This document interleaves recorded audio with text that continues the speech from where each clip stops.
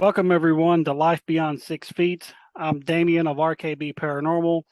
This week, I'm very excited about our guests. This week, we have the host of the Paranormgirl podcast, Kristen Amanda. Kristen, welcome to the show.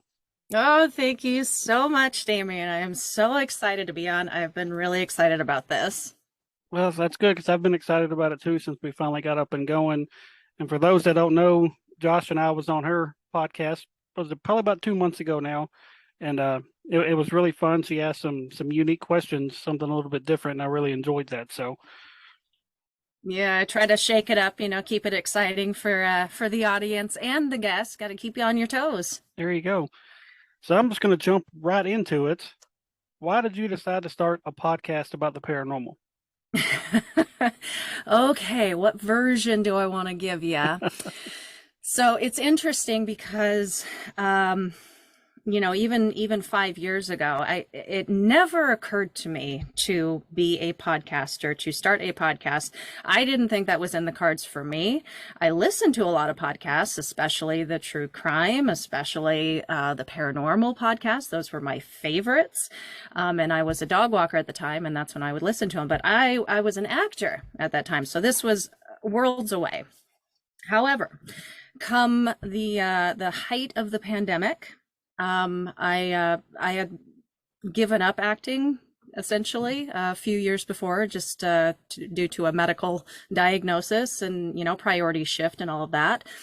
Height of the pandemic, I was sitting there in Louisiana, just working my job, not really doing anything creative at all, and I'd always had this fascination with the paranormal, with that world, and I was the question that always came up for me was whether or not I believed it. I loved it. It always fascinated me, but I didn't know whether I believed it or not. And take that and mix it with the fact that I was constantly listening to it, constantly learning new things, and it just occurred to me that it would be kind of cool. I don't know how I would do this, but it would be kind of cool to be able to investigate the paranormal, like any given subject, into little bite-sized lessons, because I pull this information from this show and this information from this interview, and I just wish it was all together. I want to understand 360 whole world view of just any given paranormal topic. And then I think that would be the best way to figure out for myself, do I believe this stuff? Is there something to it? And then I don't know exactly how the idea of, well, I could do that on a show, I could do my own podcast on this. I don't know how that idea exactly was born, but it came into it. And I was like, well, this might be the best way possible to do that for myself, hold myself accountable to actually do the work. And then in the process, teach everybody else at this level, because I can't be the only one that wants to learn it at this nuts and bolts level, So Right. in that way, it all kind of came together and Paranormgirl was born. Well, that's a good way to get started. So, more or less, you started out as a skeptic. I think I've always been kind of a skeptical believer, but yes, if bare bones, what is that? It is a skeptic. Okay. It's a skeptic is just somebody who questions things, but they have an open mind about it. It's not Right. it's not a cynic, but yeah, I guess you're right, skeptic. So, have you experienced anything or seen any kind of evidence of the people you've interviewed since you started that would make you more of a believer? Have I seen any evidence of the people that would? Can you say that another way? I'm not sure I understand. The different guests you've had on. I know Mhm. you've had on different people in the paranormal field. Have you seen any of their evidence that's made you more of a believer? Oh gosh. Yeah. It's almost, I guess maybe I've been very lucky with the people that I've had on, but it seems like every guest that I have on, there's something that they tell me, or videos such as the one that we talked about when I had you guys on, that Right. is just very convincing stuff. And that's what's so exciting about this is I'm learning it on my own, but at the same time, like I'm getting to have these conversations and this interaction with people like you, and I'm seeing the stuff that you're bringing to the table, and it's just all the more convincing. Right.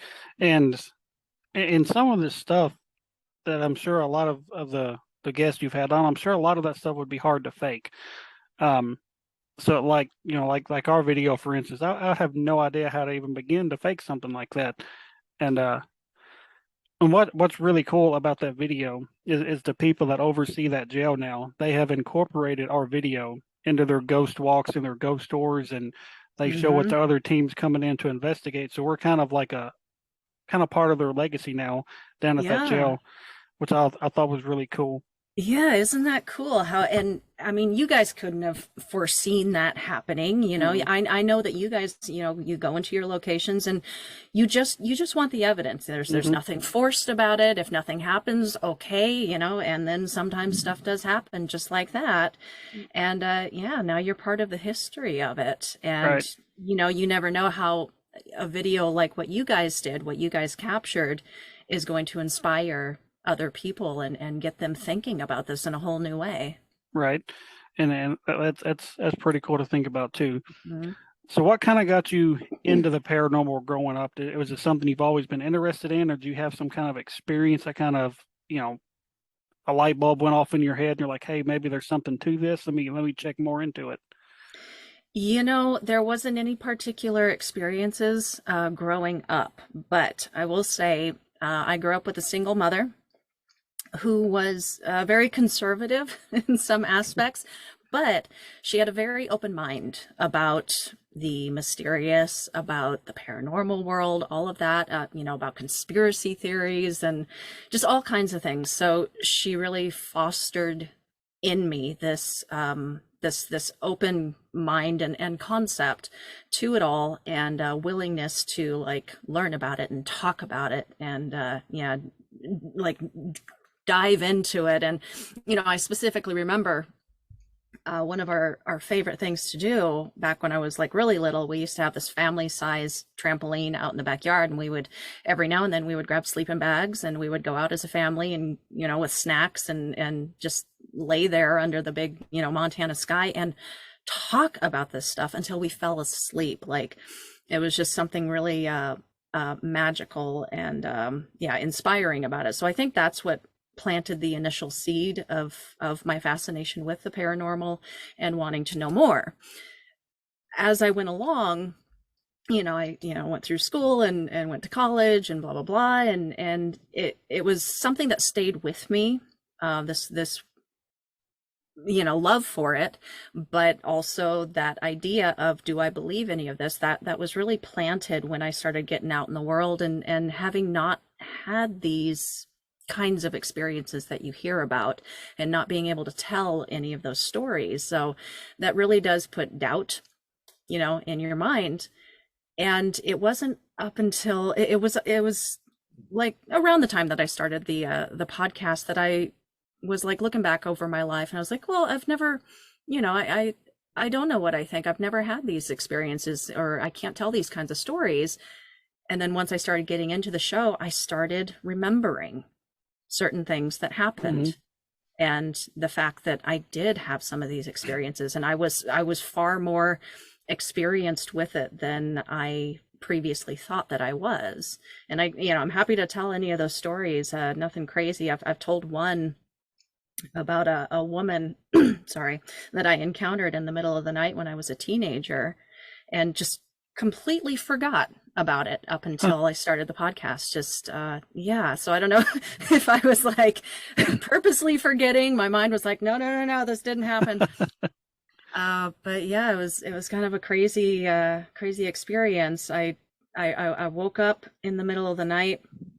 I didn't look at the time or anything. I knew it was just very early in the morning, and I looked down at the end of my bed, and there was a shadowy figure down at the end of the bed, and I could see it wasn't like full on shadow figure.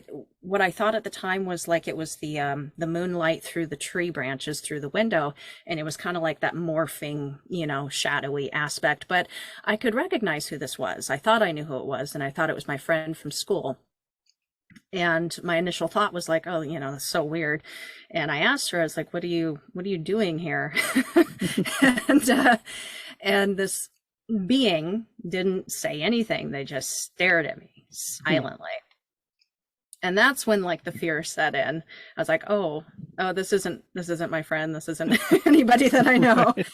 And so I'm trying to play it cool, but I got that fear going, and I'm like, you know what? I can't let this thing know that I'm afraid. I can't let them know that I know now that it's not my friend. So I'm like, I'm going to play it off. I'm going to play it cool.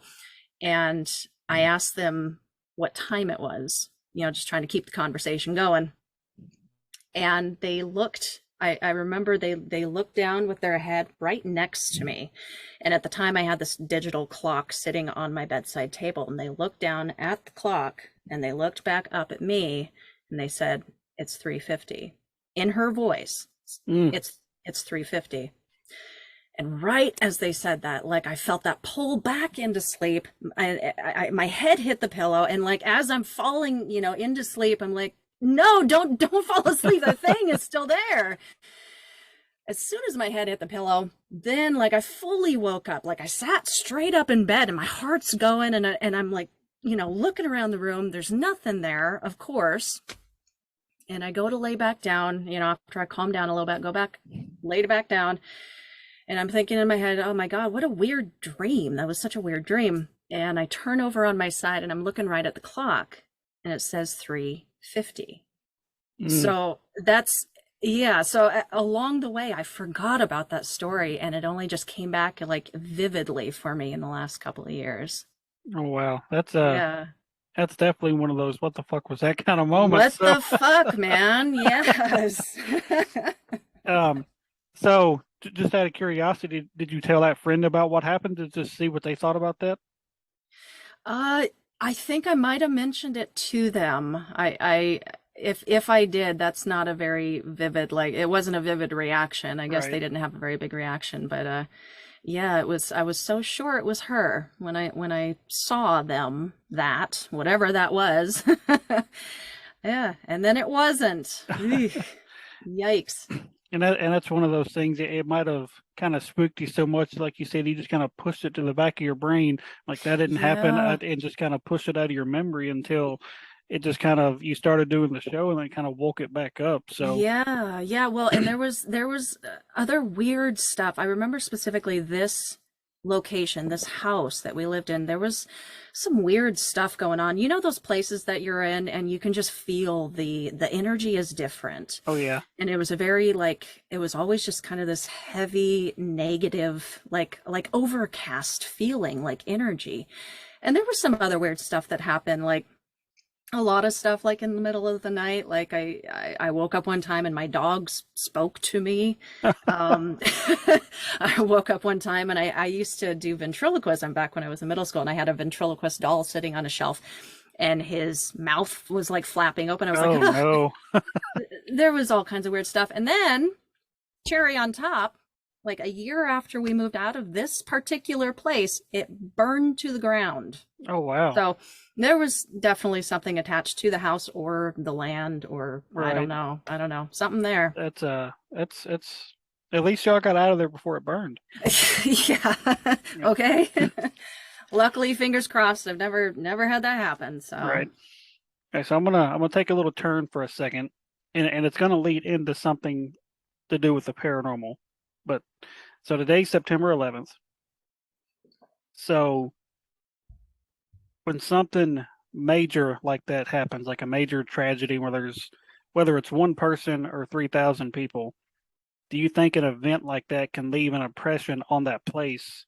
And say now, do you think like the new World Trade Center could be haunted, or the area in general could be haunted? absolutely. Absolutely. Everything that I know about the afterlife and attachments and energy now, I would absolutely 100% say, yeah, a very tragic event like that. So many lives lost, and that heightened emotion. Hmm. And you got to remember, like it's coming from not just those buildings, Right. not just those people. There were a lot of people involved Hmm. in the planes, the people watching from afar. Like it's, I would say without a doubt that that something would be attached to that entire area, Right. let alone the new buildings. Absolutely. Let's see. I don't know. I haven't heard like any reports of like paranormal stories, so I don't know like, just from hearing those stories, but I'm sure of it. I've actually looked into it because it's like I said, stuff like that. I was like, there's got to be something that's going on, but with that much tragedy Mm. and all that stuff. And I've read a couple of different stories where when they pretty much declared there were no more people to be pulled from the rubble and stuff, that there was people still seeing people walking around, kind of like they were lost Oh, and just kind of like wandering around, but they were covered in like the dust and everything. So they thought they might have found another survivor and then turn around and they're not there. And so I've oh always been kind wow. of, I've always wanted to talk to some people that may have been down there during the cleanup and see if they just to see if they experienced anything because Hmm. it happens so quick and it's just I know it has to have some stuff going on down there. Yeah, yeah. I would agree with you. Yeah, I got to look into it because I've never really read up on, that aspect of it. But Right, yeah, I'd be curious to hear those stories. right. So, have you ever actually been on a paranormal investigation yourself?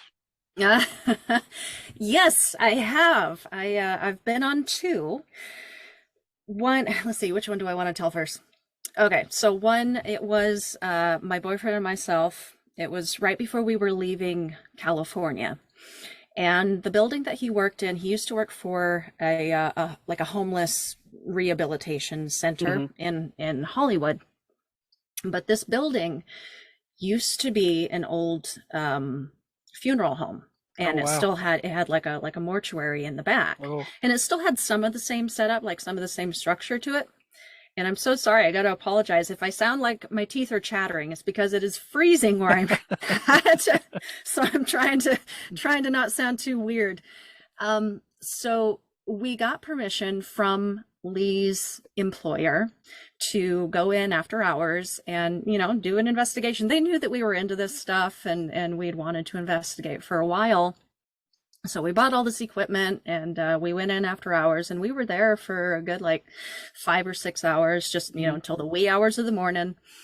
And yeah, we investigated. It was our really first foray into that world, and it was a lot of fun, and it was spooky and scary and exciting and all of that. As far as like evidence that we captured, it wasn't a whole lot of like wow factor to it, but we did Right, capture some things. We caught some EVPs, just real quick like answers to our questions, like no, yes, right, um, and then I think we caught a couple of like orb like things, like structures that we couldn't really deny was like, oh, that's just a fleck of dust, that's a bug or whatever. Like they right. were weird. They were weird, man. And what else? Yeah, and we tried out some different things. Like we did bring, a Ouija board in at one point. I know, I know. Oh, We didn't, nothing happened. Like nothing came of that. So we put it away pretty quickly and went on to other things. But yeah, the coolest part about that to me was I was in charge of the research and digging into the history of this right, building. So just discovering that aspect of it, and wow, this used to be an old funeral home. What? And find those old records. So that was the coolest part to me. That was exciting. The other investigation that we went on, it was like a group investigation. It was like a paid, you pay mhm, to go on this tour investigation. right. And so we went with a group of like 10 other people. It was in the French Quarter in Louisiana. And they took you out back of the main house, which was currently being occupied, like in the present day. Out back, they still had the old structure that used to be the old slave quarters. And it was also like a tuberculosis housing holding area for a Oh, time. okay, So there was a lot of energy in that place. And it I'm was like sure. two-story, all original structure, and that was a lot of fun. That was I don't know. There's something different about that. We did capture some really good evidence with that. I was in charge of the audio, so I had the headphones in, and I was, with the digital recorder. Hmm.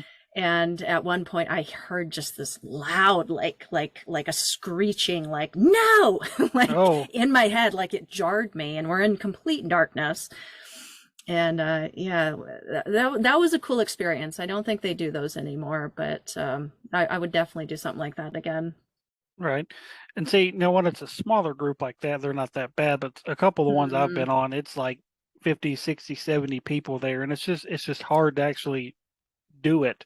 70 people on a group investigation? Whoa. Yeah, like at Waverly Hills, they do it with about 60 or 70 people when they do a public event. Yeah. And so they have them. They normally have 7, 8, 9 people on each floor, and it's just still hard to really capture good evidence because you don't know if it's somebody down the hall screaming or if it's somebody the floor below you screaming. Yeah. So Like it's how do you keep everybody quiet? Because it's got to be like dead quiet. Mhm. And that's one reason we haven't really done. I think we've only done like 2 public events since we started the team, and the first one was at an old hospital, and it was again about 50, 60 people there, and it was just hard to do anything. And so they're fun to do if like you want to say you've done that thing before, but Yeah. if you're going trying to take it seriously and actually capture something, it's damn near impossible to do that. So Yeah. Yeah. Well, after we last talked, have you guys, has RKB gone on any other like private investigations? oh, Have we you been just out? we were at one last weekend. Right Um, on. Where'd you go? we went up to Paducah, Kentucky to a little bed and breakfast up there. It's called the Hotel Metropolitan, and this place was cool as shit.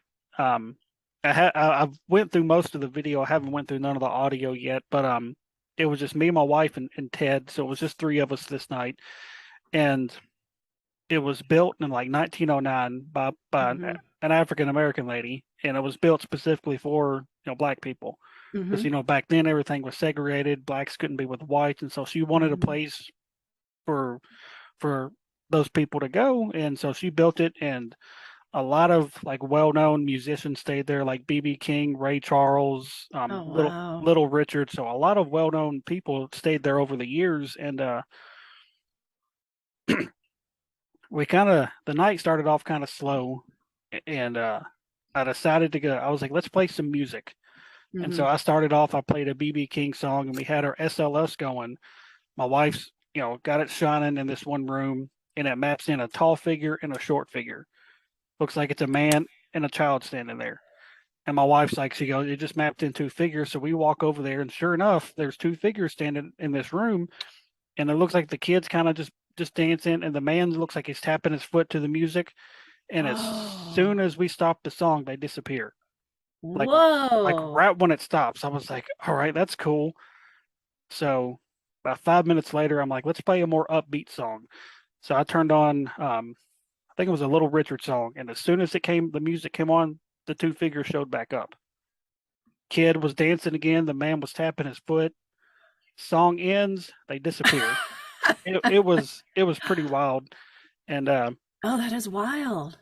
and there was a door in the kitchen that opened 2 or 3 times by itself, and we tried to debunk it. Couldn't get it to debunk. Mm-hmm. Didn't capture it on film, unfortunately, but it spooked Ted a couple of times because last weekend was his first investigation with us. So, and it happened to him both times. And the second time it happened, he asked, "It's like, hey, can you open this door for me again?" And right on cue, it opened up. Oh, wow. And we didn't find Wow. out. We didn't find out till the next morning when the owner came back that a man had murdered his brother in that kitchen some years back. And I was like, well, that kind of makes sense because some of the stuff that was coming through when we were doing one of the Estes methods Mm-hmm. kind of lined up with something that would have it to do with that. So that was pretty neat. And Oh, Man, I desperately want to play around with the Estes method. I have not done that personally. I so want to. That's one of the most convincing, like, I feel like, tools that I've seen so far in a lot of paranormal investigations, because they have outright, Hmm. like conversations, real Yeah, conversations, like it's intelligent, right. and just really undeniable. And it was pretty cool because, like I said, it was Ted's first investigation, and so we had him do it. He was like, I'm down to do anything. So I Mm-hmm. was like, well, we're gonna try this on you. We're gonna set you up to do this, and it came through. I think 3 different times and said his name. Said Ted. It said Ted twice, and then said Teddy. And then when I was doing it upstairs, I was actually doing it with the necrophonic, so I was doing it a little bit differently.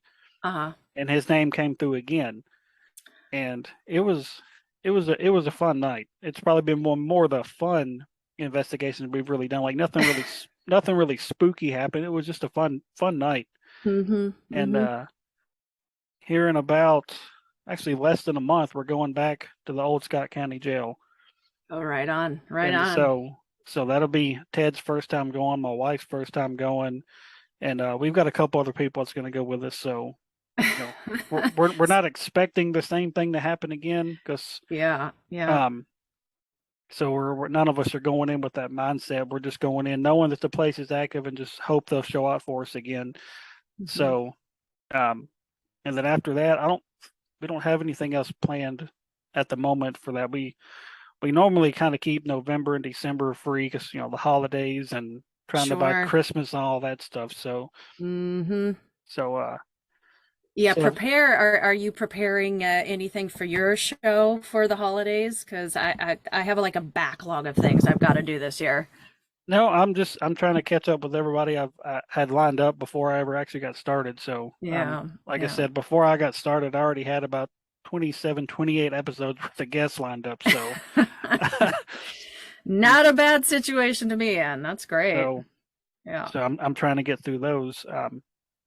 So if a team approached you and said, "Hey, we'll pay for you to go with us," would you go with an actual team on an investigation, like somewhere like huge, say like a Waverly Hills or a Alcatraz, something like that? Oh my gosh, yes, without hesitation, yes. Actually, there is one team, and I won't give it away because I don't know if it's going to happen. One of the guys that runs it, he and I talked a couple of months ago, and he was like, "Hey, if you're interested in coming out with us, we're thinking of doing something after the first of the year. We would love to have you." I'm like, oh, hell yeah, yes, yeah. I would love to go back on another investigation. That would Right. that would kick ass. Now what would you do if, say, you're in a room by yourself, or even not by yourself, just you and another person, and you see something get slapped off the wall or knocked off the table, or you hear, like with your own ears, like a blood curdling scream that wasn't anybody else there? What would you do? Oh boy. Okay. So I would like to think that I would be, that very brave person who's just like, "Oh, okay, tell me more," and just like try to, investigate. Let's get closer. Let's get in on this. What is this? And just stand strong in my conviction that no, I'm here for the evidence. But I am a giant wimp, and I spook easily. I really do. So, reality versus what I would like to see happen are probably two very different things. I would be the screamer, probably. Well, that's me on my team. Like I spook easily, but instead of running from it, I'm going towards it, trying to figure out what the hell just happened. So Yeah. I think my wife's pointed out, like every investigation that at least she's been on with me, something more or less non-paranormal has scared the hell out of me almost every time. And I'm like, well, you're walking around in the dark and you're not knowing what to expect. And Mm-hmm. so if you walk past a room that's got a mirror in it that you don't realize there's a mirror in there and you see your reflection, it's going to startle you. I Mm-hmm. mean, it Mm-hmm. would most any normal person anyway. So Yeah, it's only natural, and that because you're always going to have like an immediate impulse to so do something, what, fight, flight, or right. lay down and die. I don't know. But Yeah, but then it's what you do logically in that next moment, like, okay, Hmm. can I handle whatever the situation is? If it's a figure or a scream and or whatever, can I just be logical about this, stay calm, and just get through this? Yeah. Right. Hmm. So what was that? That was one of my dogs. Okay, I I yeah. was like, I think your house is haunted. I hear somebody screaming now. That was a ghost fart. I don't know. Oh Yeah, goodness. I've got two giant dogs just on the other side of this wall, so you know, my acoustic tiling be damned, Oh apparently. goodness. Now you said you grew up in Montana, correct? I did, yes. So do you ever watch any of the different ghost shows that's on TV? You know, back when I had cable, yeah, I would, I'm not afraid to admit it. It was guilty pleasure, but I was a big Ghost Adventures fan. So And I what knew most of it was, you know, whatever, but it was still fun. well where this was leading into, I was gonna ask if you had ever watched the newer show, the Ghost Town Terror show that took place in Anaconda, Montana. No, I On haven't. it takes place at a place called Gunslinger Ranch, or excuse me, Gunslinger Gulch. It's like a whole little town, like ghost town. Hmm. Um, I was just curious if you had seen that or not since you grew up in Montana. No, no, I haven't seen that. And actually, I've never heard of Gunslinger Gulch. Yeah, I know that there are plenty of ghost towns in Montana, and actually, I went specifically to when I was just talking about this on the interview I did this morning. I think it was called Garnet hmm. was the name of the town, and it should still be there, like they were trying to preserve it, like you know, Well, natural history or whatever. well, it wasn't an actual town. What it originally was is a woman had bought this land and she started buying all these different buildings and moving them to the land, and more or less Oh, made her own little ghost town. And like each building was supposedly haunted, and like so much shit happened to her throughout the years that she owned it. She finally just said, "I had enough," and she sold it. And the woman she whoa. sold it to is who the show's about. Like Mm-hmm. she's in all the episodes, and like her kids are in the episodes, and they have a couple different investigators that investigate like this whole little town. And Wow. it was pretty interesting. I don't know if you've ever heard of Tim Wood, the investigator Tim Wood. He's like the main investigator on it, and there's like a psychic lady that's on it. I can't remember her name. And then there was one other one. She was an investigator. I'd never heard of her before, but it was pretty interesting. Um, Yeah. so you used to watch the show, so you're not really caught up to not up to the up to par with the current shows in. No, unfortunately not. I gave up the ghost with cable and all that a while ago. Uh, Yeah. all you got to do is get Discovery Plus, and you'll get all of them. Is it free? It's not free, but it's only like $4.99 a month. It's pretty Yeah. cheap. Oh, okay. It's pretty affordable. Okay. Because like me and my wife watch all those shows, even though we Hmm. know a lot of it is over dramatized or some of it may be fake. We still like it for the history of the stuff, Hmm. and I've actually found out about some places because of these shows, and so if it's a place I've never heard of, I was like, oh, let me check this place out, and I'll pause the episode and start Googling, especially if Yeah. it's a location like close by, like in Tennessee or Kentucky or somewhere around us. And Yeah, yeah. The best unintended side effect of researching the paranormal at all, or watching, or being involved is you will get the best history lessons of your oh yeah, life about hmm, places you never thought to delve into ever.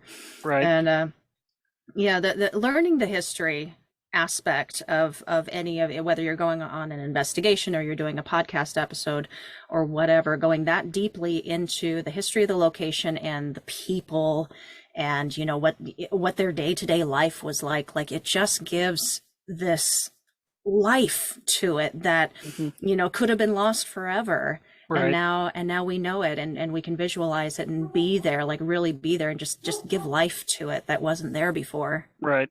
And see, sometimes we like to go to a place and not really know much about it, Hmm. and then do our research afterward to see if anything Yeah. kind of like lines up, if like a name we got coincides with like somebody that used to live there or something like that. So we kind of like going in blind at times too.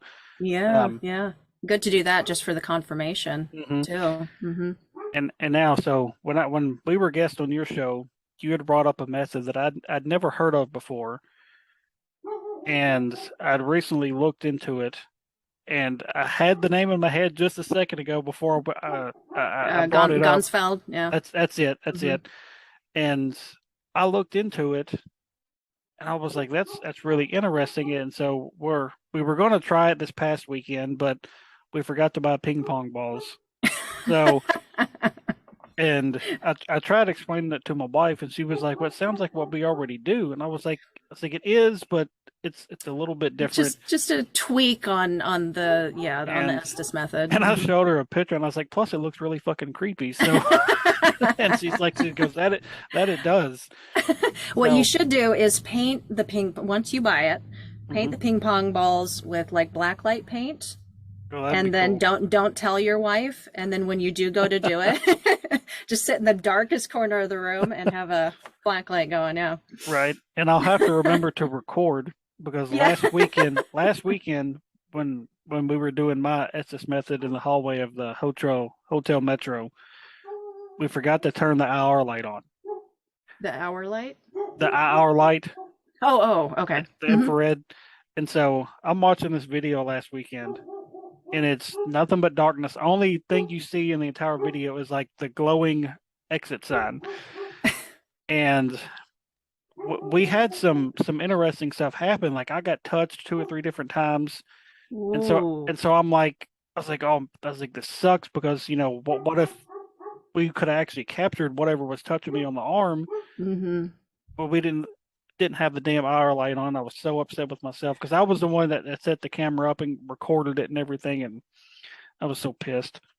Oh, I mean, that's just part of it, though. You lose things, and Hmm. you don't capture that one like piece of evidence or Yep. whatever, and you can't kick yourself over it. You just Like know that it happened and move on. whenever that door opened the second time on Ted, we stood in that kitchen Mm. for I know 20 minutes trying to convince whatever opened it to open it one more time.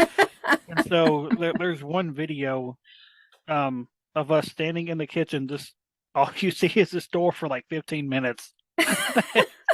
And I was like, oh, just just do it one time, and you know, and see, that's what a lot of people that investigate, not people that investigate. I'm sorry, people that watch these shows or even watch the YouTube videos, they Mm-hmm. think it happens like all the time. It happens Mm-hmm. when you want it and when you ask it to, and like that right there alone, standing in a kitchen for 20 minutes, video on a door, hoping it will open one more time. Yeah. That's what a lot of people don't understand these investigators do. They'll Yeah. stand in complete darkness for 30 minutes trying to have one thing happen that they caught wind of 25 minutes beforehand, hoping it would happen one more time. So, Yeah, yeah, and people are so used to that gratification of like just instant, hmm like they watch a 1 hour show and it's just all the good parts, all the hmm best parts, and they think that's what investigating really is. That's right. what, research really is. And it kind of sucks because you're absolutely right. Like that's not really like the whole truth. That's the great stuff, but that's not the whole truth. You don't really understand what goes into this. Like I had a recent guest on the show, Keith Evans. He's a paranormal researcher and an author, and he wrote a book about this specific house that he spent years investigating. And Keith is a very analytical type person, very logical about how he goes about it. And in his book is like 400 pages long, and it details every single aspect, every moment. Like he time codes everything that happened and didn't happen. And I mean, somebody could complain about that, like, well, why would you publish something like that? That's not, that's not interesting, or that's not what I want to see. But that's the truth. It hmm just, yeah, that's how this really is. That is the truth. Right. Hmm. And that's absolutely correct. And that's one reason we started like incorporating what people would call the boring stuff into some of our YouTube videos Hmm. to show people what we really do. And it's not always something happening nonstop. I mean, we still include, you know, whatever we did capture. I mean, so, but to sit there and show 20 minutes of us just sitting in the dark talking, hoping something will happen, a lot of people would find that boring, but the people that's Hmm. really interested in this and really want to do this, they'd be like, okay, well, we kind of know more what to expect based on what Ghost Adventure shows us. So Absolutely. Yep. now you said whenever you went on these investigations, you had bought up a bunch of equipment. What all did you Mm. purchase? Well, let me see if I remember. It was through Ghost Stop. Hmm. Free promo for you guys. No, it was, it was the basic stuff. We had like the digital recorder, the EMF reader, couple of like night light, what is it called? Not night vision flashlights, of course, but like special like lights on the flashlight. Hmm. Couple of the digital camera like recorders, and Hmm. that would record night vision.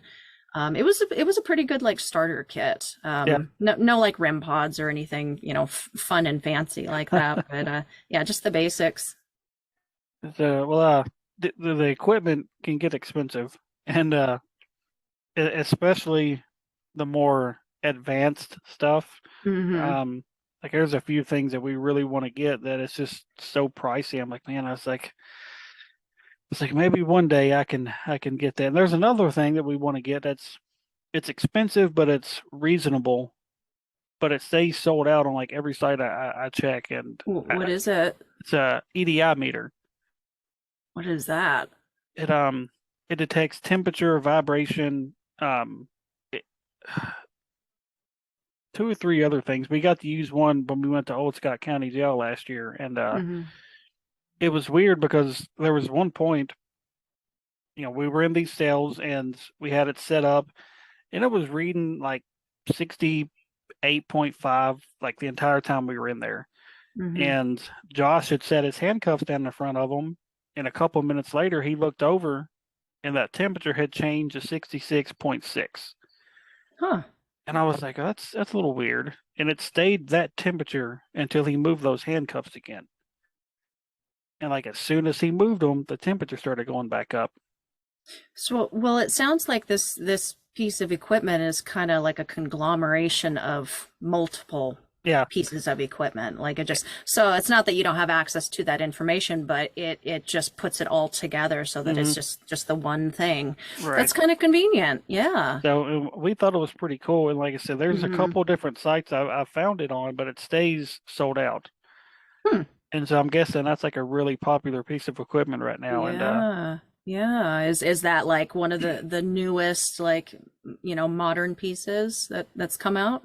I'm guessing because I'd never heard of it until that night. So and Huh. uh and like I said, I'm constantly scouring the internet and Hmm. stuff for different equipment and stuff I've never heard of. So There's something to be said though for going real simple, mhm, and being creative. Like mhm, I love that a lot of paranormal investigators use those cat toys, mhm. like just repurposing them We for have a ton of luck out of those things. yeah, Like the yeah.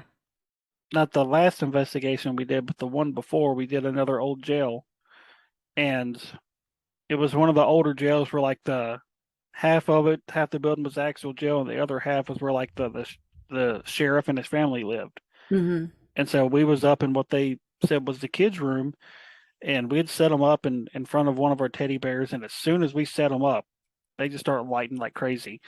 And it did it several times. Yeah. And then we left it all set up in there, and we went in the room across the hallway, and they were still lighting up. And I was like, I was videoing. I was like, this shows that it's not us walking around because we're, you know, 75 feet away from it. Hmm. So there's no possible way our That you're vibrations, making vibration. and Yeah, it yeah, was it was it was pretty cool. So yeah, yeah. I never thought of something like that would be incorporated in a ghost hunting. You're right. Yeah, yeah. Like, and I don't know. Do you think it's important? I recall that we did this on our investigation to an extent, but do you think it's important to explain to the spirits or what energies that might be around, like how to use something, how to use one of your devices? you know? I think so. Yeah, Because like if yeah. you just set something out, they're just Yeah, gonna like look at it. They're like, "What the hell is yeah, this?" they're from You the know? 1800s. Like They're like, I I don't know what don't this know what a recorder is. right." And so, and we make sure we always explain what to do and what it's used for, Hmm. and I don't think we've ever tried just sitting it out and just seeing what happens. I don't think we've Yeah, ever tried yeah. that. So now you said you'd be willing to go on different investigations. Do you have like a paranormal bucket list of places you eventually want to try to go to? You know what? I want to go to all the big ones. Okay, so Waverly Hills. I want to go to East State Penn. The oh, Bobby Mackey's. Hmm. You said that one last time we talked. I would love to go there. Yes. There is one we've been talking about for a while now, and we did actually seriously sit down and start talking about doing it in the next couple of months. Fort Worden, and it's just a few hours that way from us now, Right. so we want to hit that. There's a lot of reported paranormal activity there. Um, and I would love to go across seas, go to Ireland, Scotland, Hmm. England, just notoriously Oh, haunted places and do something like that. yeah, that would be cool as hell to do Hmm. that. Oh, to do Um, an investigation in an old castle. right? Oh, oh, That would be insane. yeah. And and So and, cool though. and just to say you've done that, and Yeah, oh man, yeah. even if nothing happens, just to say Hmm. you've done that would be incredible. Hmm. And so if you guys ever happen to venture to Tennessee, just for whatever reason, vacationing, let us know. And if we have something lined up, you guys could definitely go with us Smash. Yes, I will be there. because I will let you know. because and even if it's somewhere around, like I said, next year we're really going to start traveling outside of Tennessee more. So Okay, um, okay. like we have planned to go up to Ohio to an old elementary school next year, Okay. which I've read is super active. So we're pretty Yeah. excited about that, and we're going back to Brushy Mountain next year. Nice, nice. Um, Well, same here. If you guys ever make it up to the Pacific Northwest, apparently in this specific area that I am in, because it's such an old town, hmm like they founded this town back in the early 1800s, and they still have one of the original houses. Like it was the original like town founder's house, and they've converted it into a museum, and they've relocated or whatever, but it's still standing. Like right. there's some real history in this area, and Lee and I were just talking actually about a theater in just the next town over that is incredibly haunted. Oh There's wow. specifically like two phantoms, two ghosts that are seen constantly in the theater. And I mean, everybody knows theaters are very, very haunted places. A lot of hmm emotions in that place. Right. So yeah, we want to hit that. Especially the older ones. There's Mm-hmm. a place a few hours from us we've been wanting to get into, and it was actually just featured on a new ghost show called Conjuring Kesha. The Hmm. pop singer Kesha had did Oh her no. show. Oh And no. I mean, it wasn't terrible, but it wasn't the best one I've seen. But that episode in particular was really good because she wasn't like over dramatic and stuff like that, like she wasn't some of the other ones. But Mm-hmm. I'd reached out to them, and actually, the team I just had on last week, the episode that came out today, they were a part of that episode because they pretty much the home investigation team for that location for like 4 or 5 years, Mm-hmm. and it said that they didn't think they were doing it anymore, but you could still reach out to see if they would allow it. And I reached out to them, and the price they told me was just outrageous. And Whoa. I was like, I want to do it, but not that badly. So, Yeah, yeah. and it's just one of those things. And people that actually do this know how expensive some of these locations can get. And so the more people you have, of course, the cheaper it is on everybody. But then there's also that chance of more contamination. Mm-hmm. So we try to stick to the places that are more affordable for 4 or 5 people. So there's not a ton of people inside the same building.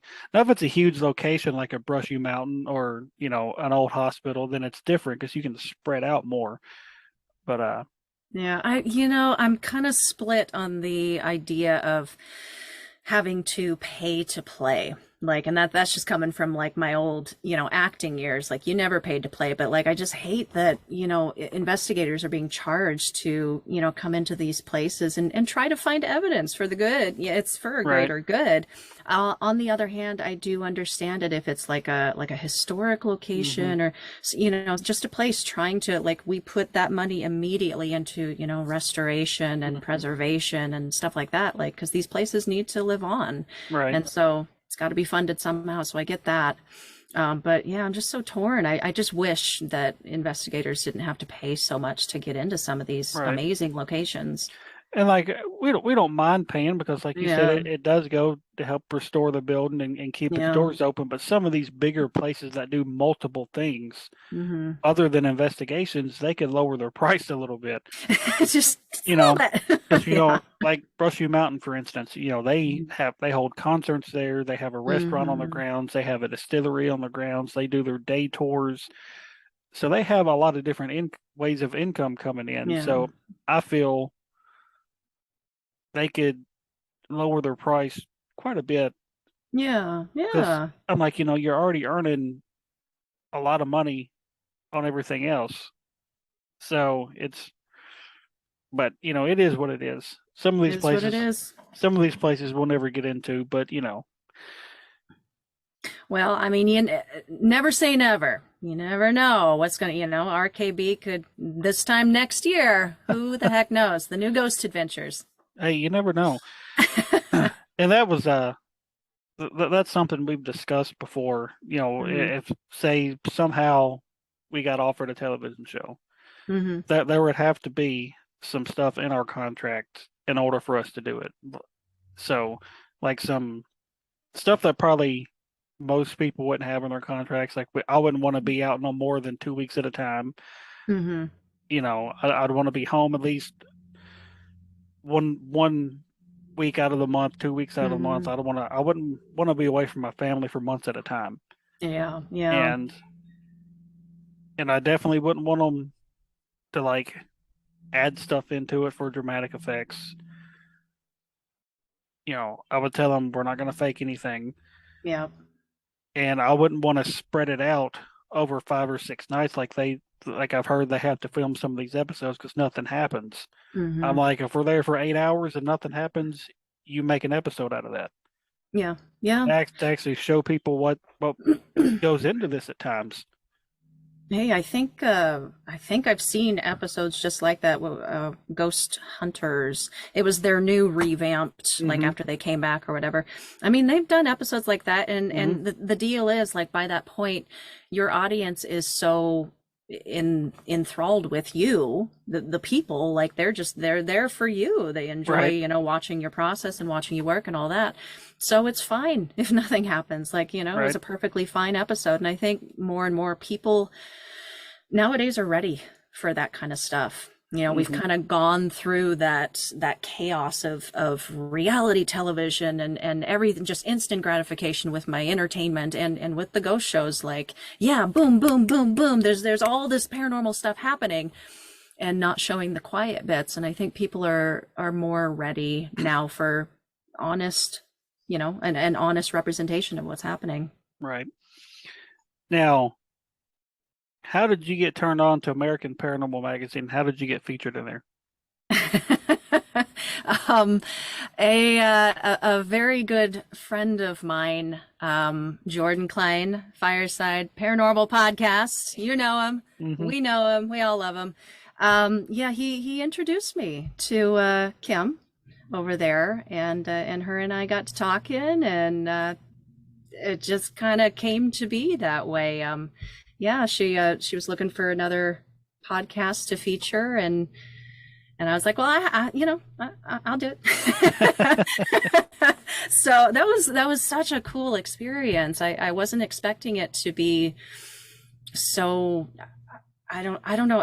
I don't want to say I wasn't expecting it to be important, because I knew it was. Like, it's an Hmm. important, exciting thing. Like, oh my God, Right. my show's going to be in a magazine, like a Hmm. paranormal magazine.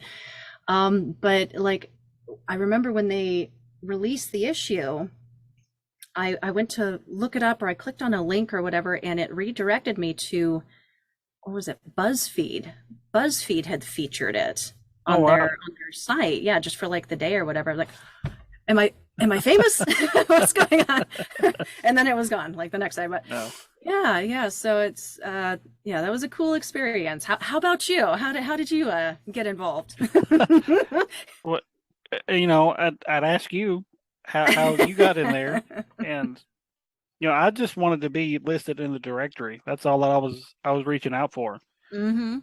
And then when she emailed me back, she goes, "Hey, we looked into your team. We want to feature you guys in a special Halloween edition we're going to release." I was like, "All right, that's cool." So cool. And she's like, "You'll have a 2-page spread," and she's told me everything she needs, and I have to send it to her here in the next couple of weeks. And then I'd reached out to her about actually being a guest on the show, and she was like, "That's really not my thing." But since I'm talking to you real quick, the magazine's really taken off, and there's a lot of people that's interested in being in it. So we're going to experiment with doing issues by state, like doing state Mm-hmm. editions. She Wow. goes, "How would you guys like to be on the cover of the first Tennessee edition?" I was like, fuck yeah. She goes, you'll be on the cover, you'll have a 3-page spread, and so that was, I thought that was really cool for her to offer that. So cool. And so, Absolutely. and I told her, I was like, I was like, just for the um October edition, I've already got probably about 20 magazines sold for you. And so it's like my mom wants one, my granny wants one, my sister, my Mm-hmm. dad, my people at work are wanting one. They're like, how do we get one? I'm like, go to their website when it's available. And Yeah. so, Yeah. And buy early because I really wanted a physical copy for myself. And when mhm, I went to buy it, it was either sold out or their site was having issues or whatever. I got the digital copy of it. mhm. But yeah, I really wanted that physical copy. So I don't know, maybe they're printing more. I'll have to jump back Yeah, on there. I definitely want a physical copy. So, Mm-hmm. Mm-hmm. Yeah, get you one. Put it in your stockpile of all of the publicity, stuff you've done. see, Cool stuff. I told my wife, I was like, when they were on the cover of the one, I was like, I want to buy 2 copies, one for me to actually just physically look through, and the other I want to frame it Yeah. Yeah, because dude. here in our bedroom, we have numerous frames of all of our different locations. And so, we have pictures from the investigations, and we have pictures of us in front of the location. So we have like a collage of our team on the wall. And I was like, that would be like perfect for like right in the middle. And she asked me the other day, she goes, we're running out of room on this one wall. Where are we going to put stuff for next year? I was like, we have a little bit more wall space. We can move some stuff around. So, Yeah. Well, that's so good. Real quick before we move on, I just want to say anybody listening or watching, get involved with American Paranormal Magazine. Kim over there, the editor, she's amazing and a big supporter of the paranormal world, whatever that means, authors, investigators, mhm. mediums, whatever. She supports this world and she's just a wonderful lady. And, I know they're always looking for writers too. Yep. So you interested in being published, reach Yeah. out to her. Yeah, Because like with us, you never know what may come of it. So, absolutely. and Yeah. so are you open to doing like conventions or anything? Yes, yes. I'm putting my list together for next year, actually. It Okay. was a plan for this year. I really wanted to make it, could not make it happen.